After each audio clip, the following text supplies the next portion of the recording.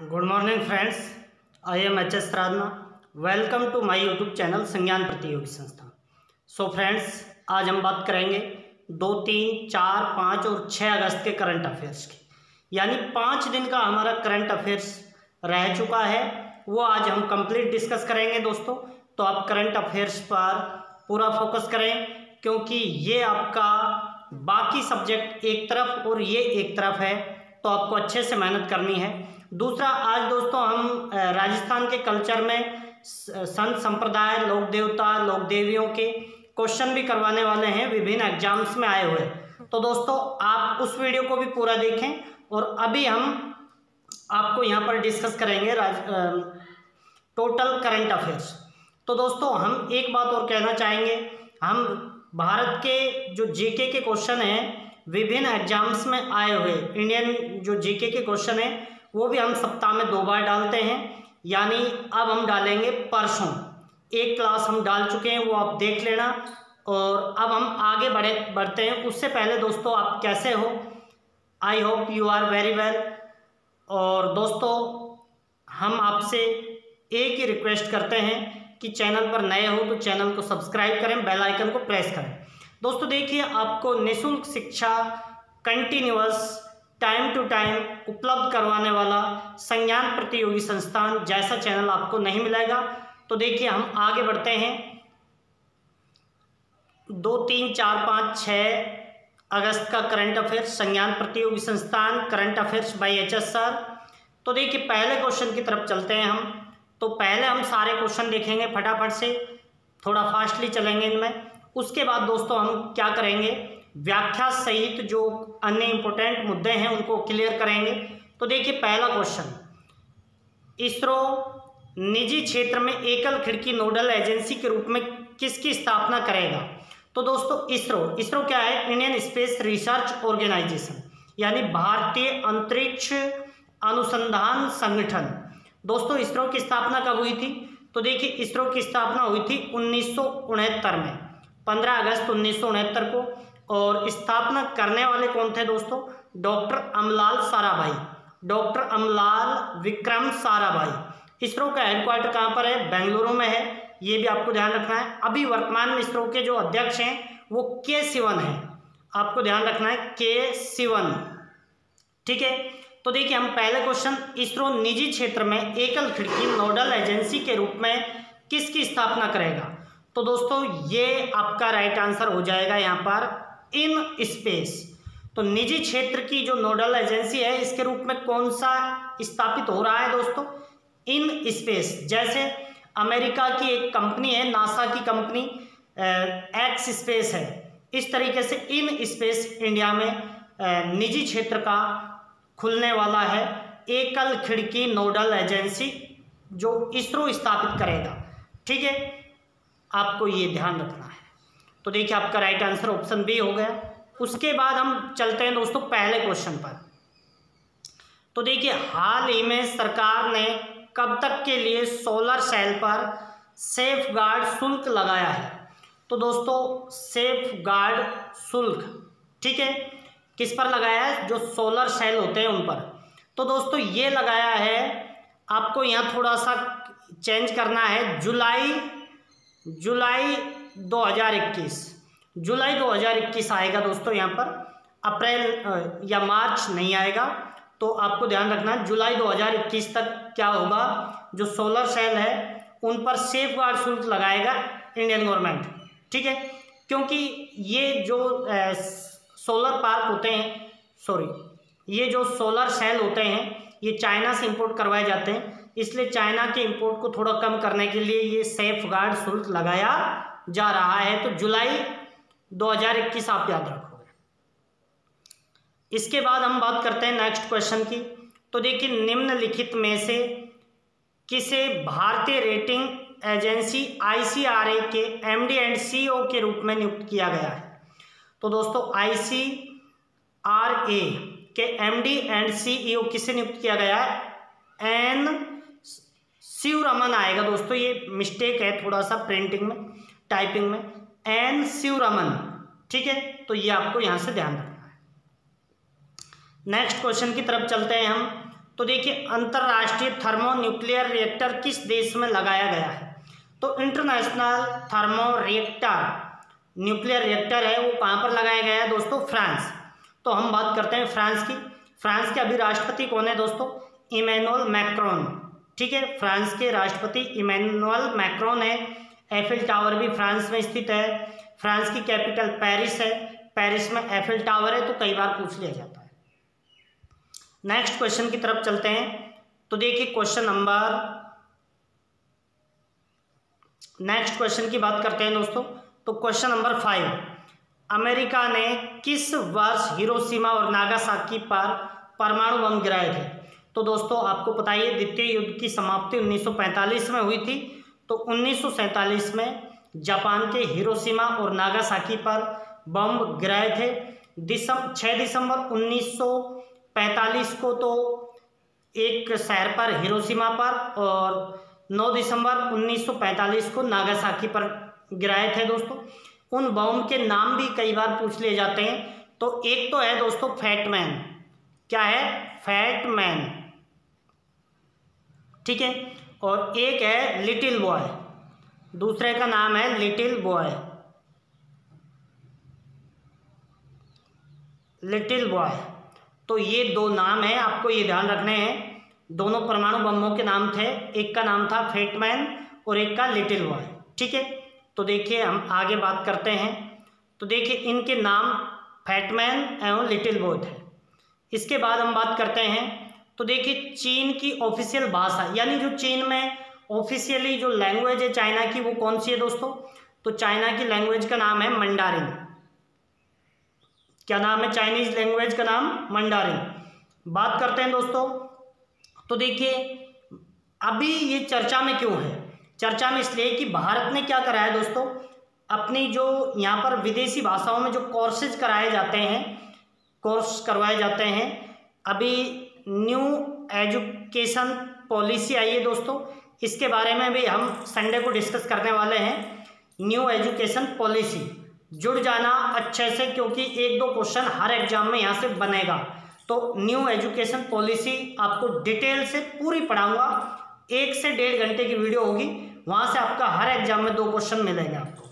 ठीक है, तो न्यू एजुकेशन पॉलिसी में जो विदेशी भाषा में जो कोर्सेज करवाए जाते हैं, जो इच्छुक होते हैं, कोई भाई अमेरिका में काम करने का, कोई फ्रांस में काम करने का, कोई चाइना में, अलग अलग जगह जहाँ पर काम करने के इच्छुक होते हैं, इसलिए विदेशी भाषाओं में क्या कोर्सेज करवाए जाते हैं। तो अभी भारत ने मंडारिन को उन कोर्सेज से हटा दिया है, लिस्ट से हटा दिया है, यानी मंडारिन में अब कोर्स नहीं कर सकते। ठीक है, अब बात करते हैं। तो दोस्तों मंडारिन तो चाइना की हो गई, हिब्रू किसकी है? इजराइल की। डच आपको पता है नीदरलैंड वगैरह वहाँ की है। स्पेनिश स्पेन और अन्य कंट्रीज की है। ठीक है, तो ये आपको ध्यान रखना है। ऑप्शन ए आपका राइट आंसर हो जाएगा। इसके बाद हम आगे बात करते हैं। किसने स्वराज मेरा जन्मसिद्ध अधिकार है और मैं इसे लेकर रहूँगा नारा दिया था? तो दोस्तों अभी कुछ दिन पहले बाल गंगाधर तिलक के बारे में हमने चर्चा करी थी। तो बाल गंगाधर तिलक का ही ये नारा है, तो आपको ये ध्यान रखना चाहिए। ठीक है, नेक्स्ट बात करते हैं, क्वेश्चन नंबर 8 की बात करते हैं।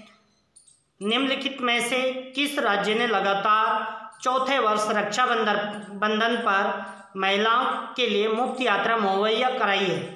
तो दोस्तों रक्षाबंधन पर लगातार चौथे वर्ष यात्रा मुहैया करवाने वाले मुफ्त में कौन सा राज्य है दोस्तों? उत्तर प्रदेश, यूपी है दोस्तों। यूपी की बात करते हैं तो योगी आदित्यनाथ सीएम है, और यहाँ के गवर्नर कौन है दोस्तों? आनंदीबेन पटेल है। और अभी राम मंदिर का भी 5 अगस्त को यहाँ पर क्या हुआ है? इनॉग्रेशन हुआ है दोस्तों। और हम बात करते हैं यूपी कैबिनेट की एक मिनिस्टर है जो कोरोना वायरस की वजह से उनका निधन हो गया है, कमला रानी। ठीक है, वो भी याद होना चाहिए आपको। दुधवा नेशनल पार्क भी है यहाँ पर। इसके बाद हम बात करते हैं। तो देखिए नॉर्दर्न रेलवे ने चावल एवं दालों की ढुलाई के लिए व्यापार माला एक्सप्रेस ट्रेन चलाई है, जो किस राज्य तक जाएगी? दोस्तों चावल और दालों की ढुलाई के लिए कौन सी ट्रेन चलाई गई है? व्यापार माला एक्सप्रेस ट्रेन। तो कहाँ तक जाएगी? ये जाएगी जिरमानिया त्रिपुरा तक। जिरमानिया त्रिपुरा तक, ये आपको ध्यान रखना चाहिए। ठीक है, त्रिपुरा की कैपिटल क्या है दोस्तों? त्रिपुरा की कैपिटल है अगरतला। और त्रिपुरा के जो आपको ध्यान रखना है, यहाँ के गवर्नर हैं रमेश बैस। ठीक है, और सेम कमेंट बॉक्स में आप डालोगे। नेक्स्ट बात करते हैं, तो देखिए क्वेश्चन नंबर 10 की हम बात करते हैं। निम्नलिखित में से किसे वायुसेना के पश्चिमी कमान के प्रमुख के रूप में नियुक्त किया गया है? दोस्तों पश्चिमी कमान के रूप में किसे नियुक्त किया गया है वायुसेना में, तो ये आपको बताना है। तो आपको ध्यान रखना है VR चौधरी। ठीक है, तो ये आपका राइट आंसर हो जाएगा। इसके बाद हम आगे बात करते हैं, क्वेश्चन नंबर 11 की तरफ चलते हैं। तो देखिए क्वेश्चन नंबर 11, निम्नलिखित में से पहला परमाणु ऊर्जा रिएक्टर स्थापित करने वाला अरब कंट्री कौन सा बना है? दोस्तों यहाँ पर अरब और ध्यान रखना है आपको, क्योंकि वैसे तो कई कंट्रीज के पास है परमाणु ऊर्जा रिएक्टर तो, लेकिन अरब कंट्रीज में पहला कौन सा बना है? तो दोस्तों ये आपका राइट आंसर हो जाएगा यहाँ पर संयुक्त अरब अमीरात। संयुक्त अरब अमीरात। बात करते हैं संयुक्त अरब अमीरात की, तो यहाँ के अभी जो यहाँ के क्या कहते हैं कैपिटल क्या है दोस्तों? आबू धाबी है। और यहाँ का सबसे बड़ा शहर और शानदार शहर कौन सा है? दुबई है। और 7 जो क्या है यहाँ पर 7 मुख्य द्वीप हैं, उनको मिला करके ये संयुक्त अरब अमीरात बनता है। ये भी आपको ध्यान रखना है। और मोहम्मद बिन शेख यहाँ के क्या हैं? किंग हैं। मोहम्मद बिन जायद, और मोहम्मद बिन जायद यहाँ के क्या हैं दोस्तों? किंग हैं। ये भी आपको ध्यान रखना है। नेक्स्ट क्वेश्चन की तरफ चलते हैं हम। तो देखिए निम्नलिखित में से कौन सा शहर CCTV निगरानी में सर्वश्रेष्ठ शहर के रूप में उभरा है? दोस्तों CCTV से जहाँ के मतलब सारे CCTV कैमरा हमेशा चलते रहते हैं, पूरी तरीके से काम करते रहते हैं, तो सबसे सर्वश्रेष्ठ शहर कौन सा निकल कर आया है भारत में? तो वो है दोस्तों हैदराबाद। ये सबसे सर्वश्रेष्ठ शहर है जो CCTV के मामले में बहुत बेहतरीन तरीके से काम कर रहा है। नेक्स्ट क्वेश्चन की तरफ बात करते हैं। तो क्वेश्चन नंबर 13 की बात करते हैं। हाल ही में भारत ने किस देश में होने वाली स्क्वैश महिला चैंपियनशिप से नाम वापस ले लिया है? तो दोस्तों स्क्वैश की महिला चैंपियनशिप कहाँ पर आयोजित हो रही थी? मलेशिया। तो मलेशिया से अपना नाम वापस ले लिया। मलेशिया की कैपिटल है कुआलालंपुर। कुआलालंपुर में ये चैंपियनशिप होने वाली थी, यहाँ से अपना नाम वापस ले लिया है इंडिया ने। ये आपको ध्यान रखना है। मलेशिया की मुद्रा बहुत पूछी जाती है दोस्तों, तो मलेशियाई रिंगट है, तो आपको रिंगट यहाँ की मुद्रा ध्यान रखनी है दोस्तों, रिंगट। ठीक है, ये भी आपको अच्छे से याद रखना है। इसके बाद दोस्तों आगे बात करते हैं हम। तो देखिए आगे क्या बात करेंगे, तो देखिए बहुत शानदार क्वेश्चन है दोस्तों। निम्नलिखित में से कौन सियासत में सदस्यता पुस्तक के लेखक है? दोस्तों सियासत में सदस्यता, ये पुस्तक किसने लिखी है? विजय कुमार चौधरी। आपको याद रखना है विजय कुमार चौधरी ने पुस्तक कौन सी लिखी है? सियासत में सदस्यता।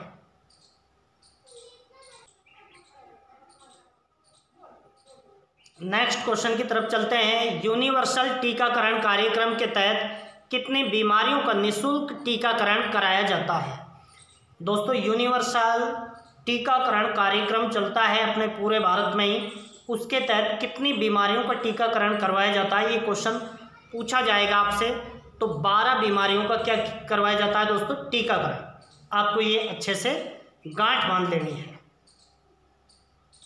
इसके बाद हम बात करते हैं दोस्तों, तो देखिए निम्नलिखित में से कौन सा शहर विश्व में शीर्ष 20 सर्विलांस शहरों की सूची में पहले स्थान पर रहा है? यानी सर्विलांस यानी जो सर्विसेज देता है बहुत तेजी से, तो टॉप 20 शहरों में सबसे टॉप पर कौन सा रहा है? ताइवान, चाइना का शहर है दोस्तों, ये आपको ध्यान रखना है, ताइवान टॉप पर रहा है। ठीक है, चाइना की बात करते हैं दोस्तों। चाइना के अभी राष्ट्रपति कौन है? शी जिनपिंग है। और यहाँ की मुद्रा क्या है दोस्तों? रेनमिनबी है, युआन मत कर देना दोस्तों, युआन मत कर देना। और बात करते हैं यहाँ के जो कैपिटल बीजिंग है। ठीक है, आगे बात करते हैं। क्वेश्चन नंबर 17 की तरफ चलते हैं। तो देखिए, निम्नलिखित में से किसने कोविड-19 महामारी के दौरान आवश्यक टीकाकरण सेवाओं को सुनिश्चित किया है? दोस्तों, कोविड-19 महामारी के दौरान आवश्यक टीकाकरण सेवाओं को सुनिश्चित करने वाला कौन बना है? ई-विन। ठीक है, आपको ये अच्छे से याद रखना है। इलेक्ट्रॉनिक्स वैकेंसी इंटरनेशनल और शायद नेटवर्क है, ये आप देख लेना। तो देखिए, नेक्स्ट हम बात करते हैं दोस्तों। तो देखिए, हाल ही में अमोनियम नाइट्रेट के कारण बैरूत शहर को विस्फोट के कारण बहुत बड़ा नुकसान हुआ है। बैरूत किस देश की राजधानी? दोस्तों, अमोनियम नाइट्रेट का फॉर्मूला क्या होता है? फॉर्मूला होता है NH4 और NO3। ये आपसे पूछा जा सकता है, NH4 NO3 अमोनियम नाइट्रेट। तो इसके कारण बहुत बड़ा विस्फोट हुआ है। इस टॉपिक को हम विस्तार से भी जानेंगे आगे चल के। तो बैरूत में बहुत बड़ा विस्फोट हुआ है। तो बैरूत कौन से देश की राजधानी है, ये आपको यहाँ पर बताना है। तो बैरूत है दोस्तों लेबनान की राजधानी। ठीक है, कैपिटल ऑफ लेबनान। नेक्स्ट बात करते हैं, क्वेश्चन नंबर 19 की बात करते हैं। हाल ही में धर्मेंद्र प्रधान का कोविड-19 परीक्षण पॉजिटिव आया है। ये कौन से केंद्रीय मंत्री हैं? यानी इनके पास पोर्टफोलियो कौन सा है दोस्तों? केंद्रीय मंत्री तो हैं, कैबिनेट मिनिस्टर तो हैं ये, पर इनके पास पोर्टफोलियो कौन सा है? पेट्रोलियम एवं प्राकृतिक gas. Option C right answer हो जाएगा। ठीक है, ये आपको ध्यान रखना है। धर्मेंद्र प्रधान कौन से मंत्री हैं कैबिनेट में?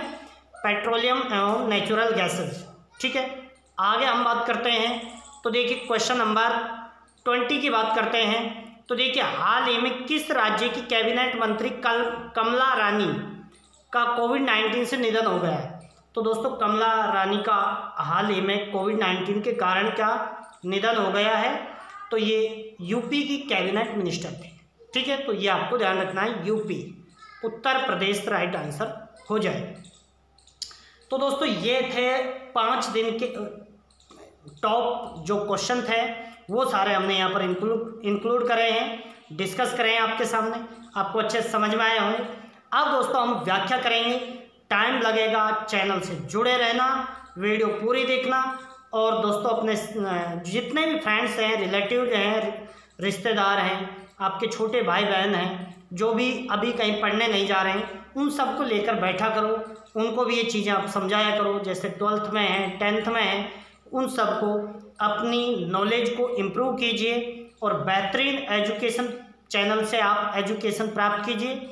शानदार एजुकेशन चैनल संज्ञान प्रतियोगी संस्थान, जो ना केवल बच्चों के हित की बात करता है, बच्चों में इम्प्रूवमेंट लाएगा और सिलेक्शन के लिए प्रतिबद्ध चैनल है। तो देखिए, आगे हम बात करते हैं एक एक चीज़ को। अच्छा, ये आप देखिए, कॉन्टैक्ट नंबर 6376204163 से आप कोई भी आपके डाउट को क्लियर कर सकते हो, कॉल करके, मैसेज करके। व्हाट्सएप नंबर 9660150190 से आप जुड़ सकते हो। और टेलीग्राम चैनल हरवीर सर को आप सब्सक्राइब कर लीजिए और आप ज्वाइन हो जाइए। ठीक है, आपको सभी PDF यहाँ से मिलती रहेंगी। और प्ले लिस्ट में आपको जितने भी, देखिए दोस्तों, अभी तक जो 60 डेज चैलेंज है हमारा, उसमें 7 क्लासें तो हो गई हैं हमारी। पॉलिटी की 7 हो चुकी हैं, कल्चर की। तो दोस्तों, आप वो प्ले लिस्ट में जा करके सारी क्लास क्रम वाइज भी देख सकते हो यदि आप नए हो तो देखिए, अब हम बात करते हैं विस्तार से, एक एक टॉपिक को यहाँ से समझते हैं। बहुत ज़बरदस्त टॉपिक है दोस्तों।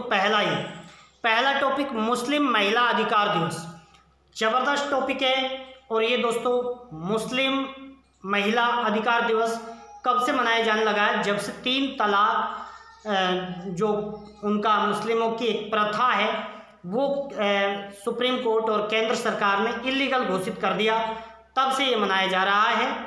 तो देखिए, आपको यहाँ से ध्यान रखना है, 1 अगस्त 2019 को केंद्रीय अल्पसंख्यक मामले के मंत्री कौन है दोस्तों? केंद्रीय अल्पसंख्यक मामलात मंत्री कौन है? तो देखिए मोहम्मद अब्बास नकवी, मोहम्मद अब्बास नकवी क्या है, अल्पसंख्यक मामलात मंत्री हैं कैबिनेट में, ठीक है। उन्होंने कहा कि 1 अगस्त 2019 को मुस्लिम महिलाओं को 3 तलाक नामक सामाजिक बुराई से मुक्ति मिली थी, इसलिए 1 अगस्त को दोस्तों क्या मनाया जाता है, मुस्लिम महिला अधिकार दिवस, ठीक है। 1 अगस्त 2019 को ही तो ये 3 तलाक खत्म किया गया था, इसलिए ये मनाया जाता है। आगे हम बात करते हैं दोस्तों, तो देखिए महत्वपूर्ण बिंदु यहाँ पर हम सारे देखेंगे। तो देखिए हम सबसे पहले बात करते हैं, केंद्रीय अल्पसंख्यक मामलों के मंत्री ने कहा कि भारत सरकार ने 3 तलाक नामक सामाजिक बुराई के खिलाफ कानून लाकर लैंगिक समानता सुनिश्चित की है और मुस्लिम महिलाओं के संवैधानिक, मौलिक एवं लोकतांत्रिक अधिकारों को मजबूत किया है। दोस्तों मोहम्मद अब्बास नकवी जो अल्पसंख्यक मामलों के मंत्री हैं, उन्होंने ये कहा है कि केंद्र सरकार ने मुस्लिम महिलाओं को 3 तलाक जैसी सामाजिक बुराई से छुटकारा देने के बाद महिलाओं को संवैधानिक, मौलिक एवं लोकतांत्रिक अधिकारों से मजबूत किया है, ठीक है, ये उनका कहना है। आगे हम बात करते हैं, तो देखिए उन्होंने कहा है कि भारतीय संविधान में समानता के अधिकार को आर्टिकल 14 to 18 में वर्णित किया गया है। तो दोस्तों ये आर्टिकल क्या कहते हैं, देखिए यहाँ से इन अधिकारों का क्या हो रहा था दोस्तों, उल्लंघन हो रहा था। इस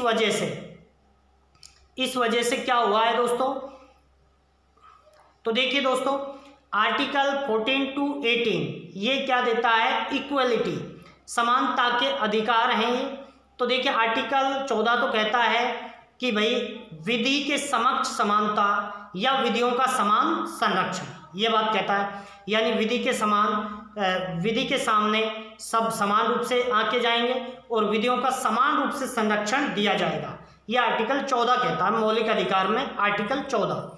आर्टिकल 15 ये कहता है कि भाई किसी भी पर्सन का, चाहे महिला हो चाहे पुरुष, जाति, लिंग और निवास, इन जन्म स्थान, मूल वंश, धर्म, इस आधार पर कोई भी भेद नहीं किया जाएगा, ये आर्टिकल 15 कहता है।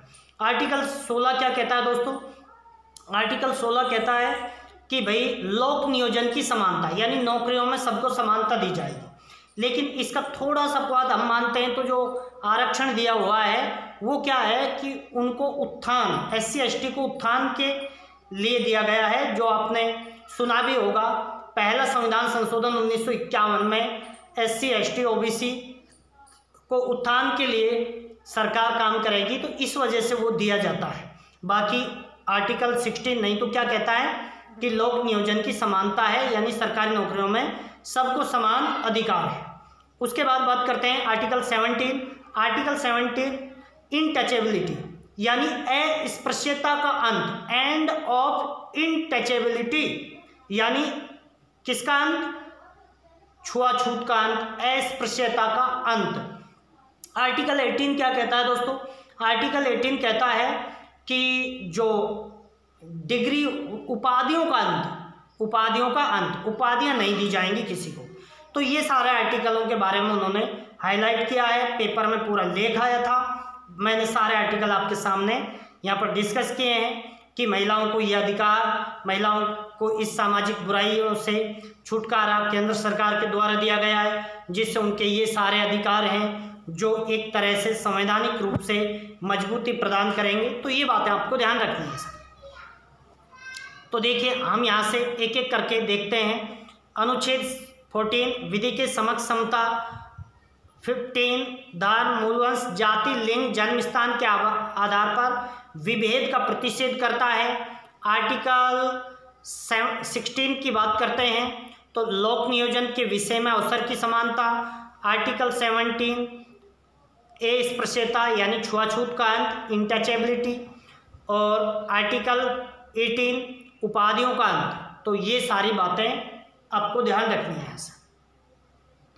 उसके बाद हम आगे की बात करते हैं तो देखिए मिस्र पहला मुस्लिम राष्ट्र था जिसने वर्ष 1929 में 3 तलाक नामक सामाजिक बुराई को समाप्त किया था। अब दोस्तों आप तो सोचोगे कि ये क्वेश्चन हिस्ट्री से पूछा गया है, आप कोई भी एग्जाम दोगे वहां पर आपसे पूछ लिया जाएगा कि 3 तलाक जैसी सामाजिक बुराई को खत्म करने वाला पहला देश कौन सा है, तो वहां पर ऑप्शन में आ जाएगा पाकिस्तान, मिस्र, बांग्लादेश, भारत। तो मिस्र है दोस्तों, और भारत ने तो 1 अगस्त 2019 को समाप्त किया था, जबकि पाकिस्तान ने 1956 में ही समाप्त कर दिया था ये दोस्तों, पाकिस्तान में। जबकि भारत के जो मुसलमान हैं, मैं किसी भी धर्म का कटाक्ष नहीं करता हूं और ना ही करना चाहिए किसी को। हर धर्म अपने आप में बेहतरीन है, अपने आप में इम्पोर्टेंट है। लेकिन दोस्तों फिर भी आपको एक बात बताता हूं कि जितने भी हमारे मुसलमान भाई हैं, जितने भी हैं, तो वो मेरी बात को बिल्कुल भी अदरवाइज नहीं लें, सीरियस तरीके से लें। क्योंकि दोस्तों इस्लाम के नाम पर जो देश बना था वो पाकिस्तान था। भारत एक सेकुलर कंट्री है, तो यहाँ पर 3 तलाक जैसी सामाजिक बुराई को जैसे ही गवर्नमेंट ने हटाया तो इसका विरोध बहुत बड़े बड़े मौलवियों ने किया, और काफ़ी जो मुसलमान हैं उन्होंने भी इसका प्रोटेस्ट किया था। तो ऐसा नहीं करना चाहिए, ये मेरा उनसे कहना है। तो देखिए, बांग्लादेश ने 1972 में इस सामाजिक बुराई को समाप्त कर दिया, जबकि भारत में विरोध के कारण इस वजह से या किसी गवर्नमेंट ने ऐसा साहस नहीं किया कि भाई उन्होंने विद्रोह या आंदोलन के डर से नहीं समाप्त किया होगा, तो अभी 1 अगस्त 2019 को समाप्त किया गया। तो ये था दोस्तों, बहुत ज़बरदस्त टॉपिक था, तो आपको ये अच्छे से समझ में आ गया होगा। मुस्लिम महिला अधिकार दिवस 1 अगस्त। नेक्स्ट हम बात करते हैं, तो देखिए स्पेस एक्स का नया क्रू ड्रैगन। स्पेस एक्स अमेरिकी कंपनी है, तो उसका नया क्रू ड्रैगन, इसके बारे में हम थोड़ा सा जानते हैं। तो देखिए दोस्तों, 31 मई 2020 को स्पेस एक्स के नए क्रू ड्रैगन में अंतर्राष्ट्रीय अंतरिक्ष स्टेशन के लिए उड़ान भरने वाले अमेरिकी अंतरिक्ष यात्री बॉब बेहनकेन और डॉग हर्ले 2 महीने की यात्रा के बाद 2 अगस्त 2020 को वापस आ गए। दोस्तों आपसे पूछा जाएगा कि हाल ही में स्पेस एक्स के नए क्रू ड्रैगन से कौन से देश के अंतरिक्ष यात्री हैं जो 2 महीने के बाद वापस लौटे हैं, तो अमेरिका के हैं दोस्तों ये, और उनके नाम भी आपको याद रखना है। एक तो है बॉब बेहनकेन और एक है डॉग हर्ले, ठीक है, तो ये बड़ा इंपॉर्टेंट है आपके लिए। नेक्स्ट बात करते हैं दोस्तों, तो नेक्स्ट हम किसकी बात करेंगे, हिम तेंदुआ की बात करते हैं। हिम तेंदुआ संरक्षण केंद्र, बहुत ज़बरदस्त टॉपिक है। तो देखिए दोस्तों, हिम तेंदुआ स्नो लियोपार्ड्स, स्नो बोलते हैं बर्फ को दोस्तों, हिम या बर्फ उसको क्या बोलते हैं इंग्लिश में, स्नो, और लियोपार्ड्स का मतलब होता है तेंदुआ। तो देखिए, स्नो लियोपार्ड्स यानी हिम तेंदुआ के संरक्षण की दिशा में एक महत्वपूर्ण कदम उठाते हुए उत्तराखंड के उत्तरकाशी वन प्रभाग में भारत का पहला हिम तेंदुआ संरक्षण केंद्र खोला जाएगा। तो देखिए दोस्तों, आपसे पूछ लिया जाएगा कि भारत के कौन से राज्य में हिम तेंदुआ संरक्षण केंद्र ओपन किया जाएगा, तो दोस्तों उत्तराखंड आपको यहाँ पर अच्छे से याद रखना है। बात करते हैं उत्तराखंड की, तो देखिए उत्तराखंड की कैपिटल देहरादून है। उत्तराखंड की कैपिटल क्या है, देहरादून, और वन सर्वेक्षण विभाग भी कहाँ पर है दोस्तों, देहरादून में ही है। 1981 में स्थापित हुआ था। मैंने इंपॉर्टेंट क्वेश्चन जो आए हुए थे उनमें भी करवाया था। उसके बाद हम बात करते हैं, तो यहाँ के सीएम कौन है, त्रिवेंद्र सिंह रावत हैं दोस्तों। यहाँ के गवर्नर कौन है, बेबी रानी मौर्य हैं। कैपिटल देहरादून हो गई। यहाँ के नेशनल पार्क एक तो है दोस्तों फ्लावर वैली यानी फूलों की घाटी, जबकि पिन वैली कहाँ पर है दोस्तों, पिन घाटी ये हिमाचल प्रदेश में, जबकि साइलेंट वैली शांत घाटी कहाँ पर है, वो केरला में है दोस्तों। पूछे जाते हैं, आपकी वहाँ पर आंखें भी नहीं खुलेंगी क्वेश्चन कहाँ से आ गया। तो वीडियो को अधिक से अधिक शेयर किया करो, जबरदस्त नॉलेज देता हूँ आपको मैं, ठीक है, ये आपको ध्यान रखना है। जिम कॉर्बेट नेशनल पार्क भी है वहाँ पर। भारत का सबसे बड़ा नेशनल पार्क है दोस्तों जम्मू कश्मीर में, हेमिस नेशनल पार्क, ठीक है, और सबसे छोटा कहाँ पर है दोस्तों, ये है अंडमान निकोबार में, ठीक है। आगे हम बात करते हैं, तो देखिए इंदिरा रसोई योजना बहुत इंपॉर्टेंट है दोस्तों, आपको ध्यान रखना है कि राजस्थान सरकार ने 20 अगस्त 2020 से राज्य के शहरी क्षेत्रों में इंदिरा रसोई योजना शुरू करने का निर्देश दिया है। एक अनुमान के अनुसार राज्य सरकार इस योजना पर प्रति वर्ष 100 करोड़ रुपए खर्च करेगी। तो दोस्तों, शहरों में जो गरीब होते हैं, जिनको खाने की समस्या होती है, उनके लिए इंदिरा रसोई योजना की शुरुआत कौन से राज्य ने करी है? ये करी है राजस्थान गवर्नमेंट ने। आपसे पूछा जाएगा हाल ही में इंदिरा रसोई योजना की शुरुआत कौन से राज्य में की गई है? ऑप्शन आ जाएगा यूपी, एमपी, राजस्थान, महाराष्ट्र। तो आपको ध्यान रखना है। बात करते हैं दोस्तों राजस्थान की। तो राजस्थान के सीएम कौन है? अशोक गहलोत हैं। लेकिन अभी यहाँ पर काफ़ी एक जो राजस्थान के डिप्टी सीएम है सचिन पायलट और मुख्यमंत्री अशोक गहलोत, उन दोनों के कारण स्थिति डगमगा रही है। देखते हैं गवर्नमेंट यहाँ गिर पाती है या यहाँ के जो सीएम है वो अपनी गवर्नमेंट को बचा पाते हैं, ये अभी देखा जाएगा। तो आप अभी तो यहाँ के सीएम कौन है? अशोक गहलोत हैं। और राजस्थान के गवर्नर कौन है दोस्तों? राजस्थान के गवर्नर हैं कलराज मिश्र, ठीक है। और कैपिटल जयपुर है। जयपुर की स्थापना 1727 में सवाई जयसिंह ने की थी, जबकि जयपुर का गुलाबी रंग करवाया था दोस्तों। गुलाबी रंग किसने करवाया था? राम सिंह द्वितीय ने करवाया था। इसके बाद यहाँ पर अल्बर्ट हॉल भी बना हुआ है, अल्बर्ट म्यूजियम, जिसे 1876 में बनाया गया था, सबसे पुराना म्यूजियम है। उसके बाद हम बात करते हैं तो देखिए पूर्व का पेरिस भी कहते हैं जयपुर को। राजस्थान की हम बात करते हैं दोस्तों, तो राजस्थान में 33 जिले हैं। 33 क्या है? जिले। 33वां जिला 1 जनवरी 2008 को बना था। ये किस कमेटी की सिफारिश पर? परमेश चंद कमेटी की सिफारिश पर बना था। राजस्थान में 7 संभाग हैं दोस्तों। 7 संभाग आपको ध्यान रखने हैं। एक तो जो 7वां संभाग बना है वो तो भरतपुर है। एक देखिए आप पश्चिम में ध्यान रखोगे तो आपको ध्यान रखना है जोधपुर, ध्यान रखना है एक तो।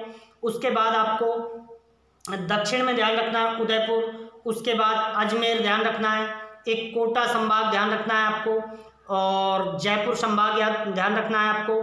और बात करते हैं तो देखिए भरतपुर संभाग हो ही गया है दोस्तों, है ना। और एक बीकानेर संभाग है दोस्तों।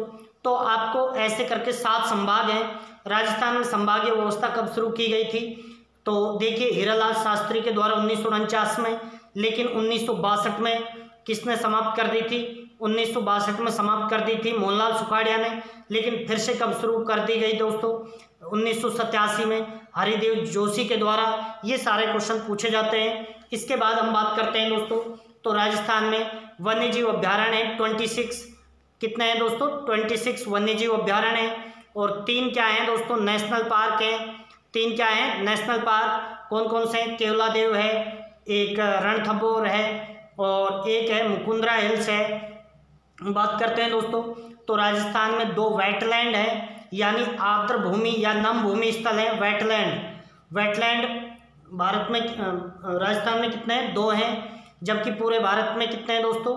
वेटलैंड 18 हैं। और बात करते हैं राजस्थान में एक केवलादेव है वेटलैंड, और एक है दोस्तों या रामसर साइट बोल देते हैं इनको, 1971 के तहत बनाए गए। एक सांबर है। तो ये सारी बातें आपको पता होनी चाहिए। वैसे तो राजस्थान के बारे में हम बात करने बैठ गए तो यही पूरा दिन और रात निकल जाएगी, वो हम अलग से करवा ही रहे हैं आपको।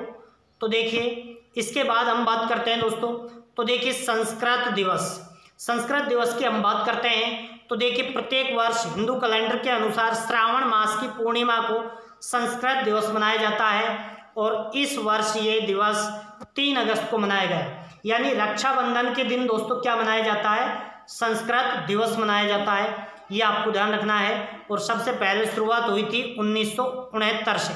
1969 में पहली बार संस्कृत दिवस मनाया गया था। संस्कृत को सभी भाषाओं की मातृभाषा कहा जाता है, सभी भाषाओं की जननी कहा जाता है। इसके बाद फिर इम्पोर्टेंट पॉइंट है दोस्तों एक, तो देखिए ये पॉइंट हमारा है जॉन ह्यूम 3 अगस्त 2020 को नोबेल शांति पुरस्कार विजेता उत्तरी आयरलैंड के राजनीतिज्ञ जॉन ह्यूम का 83 ईयर्स की आयु में क्या हो गया है? निधन हो गया है। तो जॉन ह्यूम क्या थे दोस्तों? ये 3 अगस्त 2020 को नोबेल शांति पुरस्कार इनको दिया गया था। सॉरी, नोबेल शांति पुरस्कार विजेता थे जो 3 अगस्त 2020 को इनका क्या निधन हो गया है, आयरलैंड के ये क्या थे, पॉलिटिशियन थे। ठीक है, आगे हम बात करते हैं। तो देखिए आगे हम बात करेंगे, बहुत इंपॉर्टेंट है दोस्तों, क्लेडोनोटस भास्करी, क्लेडोनोटस भास्करी। तो देखिए एक एक पॉइंट को हम यहाँ से क्लियर करते हैं। तो देखिए हाल ही में क्रोएशियाई एवं जर्मन शोधकर्ताओं ने श्रीलंका के वर्षावन में ट्विग हॉपर की एक नई प्रजाति क्लेडोनोटस भास्करी की खोज की है। दोस्तों श्रीलंका के वर्षावनों से एक ट्विग हॉपर की एक नई प्रजाति है, कौन सी, आपको क्लेडोनोटस भास्करी ध्यान रखना है। ठीक है, आगे हम बात करते हैं। तो देखिए आगे हम बात करते हैं थेंजोल गोल्फ रिजॉर्ट परियोजना, थेंजोल गोल्फ रिजॉर्ट परियोजना। तो देखिए 4 अगस्त 2020 को केंद्रीय पर्यटन मंत्री ने स्वदेश दर्शन योजना के तहत थेंजोल गोल्फ रिजॉर्ट परियोजना का उद्घाटन किया है। तो दोस्तों जो भारत के कैबिनेट मंत्री हैं, उन्होंने, जो पर्यटन के मंत्री हैं, उन्होंने स्वदेश दर्शन योजना का क्या किया है, इनॉग्रेशन किया है, उद्घाटन किया है 4 अगस्त 2020 को, ये आपको ध्यान रखना है। इसके बाद हम बात करते हैं दोस्तों। तो देखिए NGC 2899 2899। तो देखिए आपको ये ध्यान देना है, हाल ही में खगोलविदों ने अंतरिक्ष में इथेरियल पंखों को फहराती हुई एक इंटरनेशनल घटना देखी है। अंतरिक्ष में ये अनोखा प्रकाश एक उच्च सममित गैस का नेबुला के कारण दिखाई दिया, जिसे क्या नाम दिया गया था, NGC 2899। ठीक है दोस्तों, तो एक गैसीय नेबुला को देखा गया है, कहाँ पर देखा गया है, अंतरिक्ष में। तो आपको ध्यान रखना है, गैसीय नेबुला है, उसका नाम क्या दिया गया है, NGC 2899। दोस्तों सबसे पहले नेबुला की जो खोज की थी वो तो कब की गई थी, 1835 में जॉन हर्शल ने। ठीक है, और हम बात करते हैं। तो देखिए ESO के वेरी लार्ज टेलीस्कोप, यूरोपियन जो क्या है टेलीस्कोप है दोस्तों, उसके माध्यम से खगोलविदों ने पृथ्वी से 3000 से 6500 प्रकाश वर्ष की दूरी पर, आपसे पूछा जाएगा प्रकाश वर्ष किसकी इकाई है, तो दूरी की है दोस्तों, कई लोग इसमें प्रकाश की कर देते हैं। ठीक है, तितली की तरह दिखने वाले चमकते हुए गैसीय विशाल बुलबुले की तस्वीर को रिकॉर्ड किया है। तो ये क्या है दोस्तों, टेलीस्कोप है, यूरोपियन जो यूनियन है उसका। ठीक है, ये आपको ध्यान रखना है।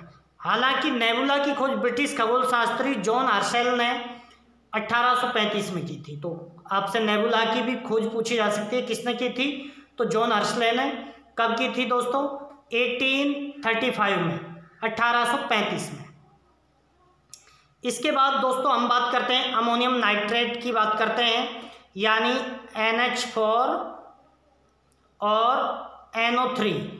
ठीक है, तो ये है अमोनियम नाइट्रेट। दोस्तों इसके कारण जो आपको पता है लेबनान की कैपिटल है बेरूत, जो मैंने आपको क्वेश्चन में भी शामिल किया है, वहाँ पर बहुत बड़ा विस्फोट हुआ है। तो वो किसके कारण हुआ है, NH4NO3 के कारण।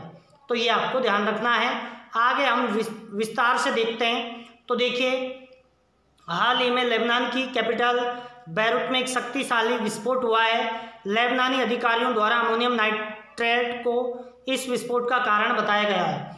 जो वहाँ के ऑफिसर हैं उन्होंने क्या कहा है कि अमोनियम नाइट्रेट के कारण ये सारा घटना घटित हुई है। आगे बात करते हैं। तो देखिए अमोनियम नाइट्रेट के कारण और पहले भी कुछ घटनाएं हो चुकी हैं। वर्ष 2013 में टेक्सास के एक उर्वरक संयंत्र में अमोनियम नाइट्रेट के कारण हुए विस्फोट में कई लोग मारे गए। वहीं 2001 में फ्रांस के टुलूज में एक रासायनिक संयंत्र विस्फोट का कारण भी अमोनियम नाइट्रेट था। तो देखिए टेक्सास कहाँ पर है दोस्तों, यूएसए में। तो देखिए टेक्सास के एक उर्वरक संयंत्र में भी अमोनियम नाइट्रेट के कारण ही बहुत बड़ा विस्फोट हुआ था, और फ्रांस के टुलूज में भी रासायनिक संयंत्र में विस्फोट का कारण अमोनियम नाइट्रेट ही था।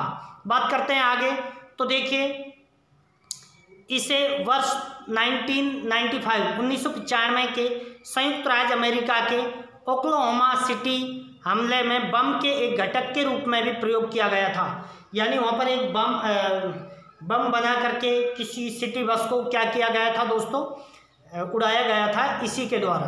फॉर्मूला आपको ध्यान रखना है NH4NO3, ठीक है। तो ये काफ़ी इंपॉर्टेंट मुद्दा था, आपको समझ में आया होगा। इसके बाद हम बात करते हैं बाराकाहा परमाणु ऊर्जा संयंत्र। तो दोस्तों हम बात पहले ही कर चुके हैं कि बाराकाहा परमाणु ऊर्जा संयंत्र स्थापित करने वाला अरब कंट्री कौन बना है दोस्तों। तो देखिए अरब कंट्री की हम बात करते हैं तो ये बना है UAE, यूनाइटेड अरब एमिरेट्स, संयुक्त अरब अमीरात, ठीक है। तो देखिए हम थोड़ा सा देख लेते हैं इसके बारे में। 1 जुलाई 2020 को संयुक्त अरब अमीरात ने बाराकाहा, नाम पूछ लिया जाएगा, बाराकाहा परमाणु ऊर्जा संयंत्र में 4 रिएक्टरों में से पहले रिएक्टर का संचालन शुरू किया है। यह अरब जगत का पहला परमाणु ऊर्जा संयंत्र है जो आबू धाबी में, आबू धाबी वहाँ की कैपिटल है, आबू धाबी के अल दफरा क्षेत्र में स्थित है। आबू धाबी का क्षेत्र है दोस्तों अल दफरा, वहाँ पर ये स्थापित किया गया है। इसके बाद हम बात करते हैं तो देखिए इस परमाणु ऊर्जा संयंत्र की कुल क्षमता 5600 मेगावाट है, जिसका उद्देश्य UAE को 25% एनर्जी उपलब्ध करवाना है।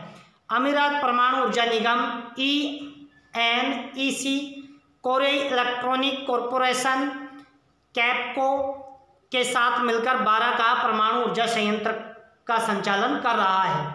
अमेरिका की जो परमाणु ऊर्जा निगम है वो क्या है, कोरियाई इलेक्ट्रिक पावर कॉरपोरेशन कैपको बोलते हैं, उसके साथ मिलकर ये सारा काम कर रही है। नेक्स्ट बात करते हैं दोस्तों, काफ़ी इंपॉर्टेंट मुद्दा है ढोल, काफ़ी इंपॉर्टेंट मुद्दा है ढोल। तो देखिए wild life conservation society WCS, wild life conservation society WCS, Bharat Florida विश्वविद्यालय USA, वन्य जीव संरक्षण ट्रस्ट WCT और national centre for biological sciences के वैज्ञानिकों ने पारिस्थितिकी, सामाजिक, राजनीतिक एवं प्रशासनिक आक्षेपों के संयोजनों का उपयोग करके भारत में लुप्तप्राय ढोल के संरक्षण के लिए एक रूपरेखा तैयार की है।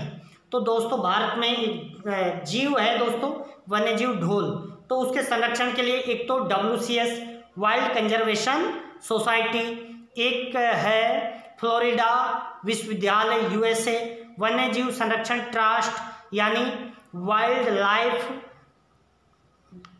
कंजर्वेशन ट्रस्ट और national centre for biological sciences NCBC के वैज्ञानिकों ने मिलकर ढोल के संरक्षण के लिए काम करना शुरू कर दिया है।